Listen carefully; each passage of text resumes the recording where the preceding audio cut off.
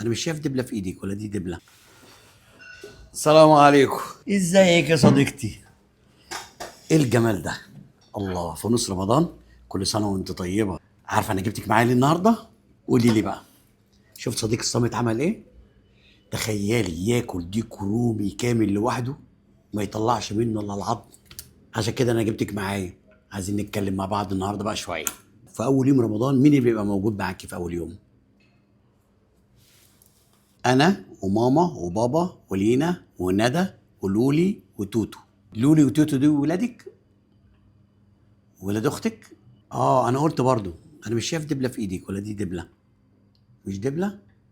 اه كويس. بتعرفي تطبخي؟ طب كويس، ده بيحب الاكل.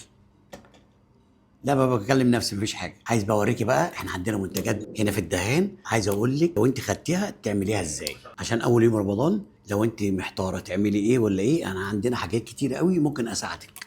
ايه رايك؟ دي بقى جبت لك اللي بيحب الضاني، ده الزند الضاني. ممكن بقى تعملي اول يوم رمضان كده برضو على صينيه فته، او تعملي في الفرن زي ما انت عايزه. ودي لحمه ضاني بالعظم، ممكن تعمليها في الطواجن بتبقى جميله قوي. ودي الملكه اللي هي الموز الضاني، ممكن تسلقيها وتعمليها بالفته. يلا بوريك الحاجه التانيه.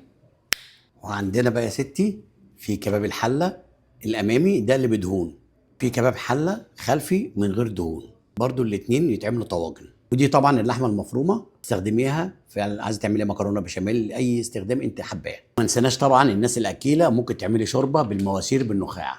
وطبعا ما نسيناش ان الناس كلها بتحب في رمضان تشرب شوربه كوارع. عرفت العروض اللي عندنا في رمضان؟ هتعملي اول يوم ايه؟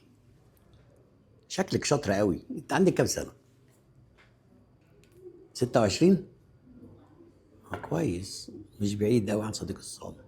لا مفيش حاجه، بكلم نفسي. ورمضان طبعا شهر الخير والصلح، محدش بيزعل من حد. كل سنه وانت طيب ورمضان كريم.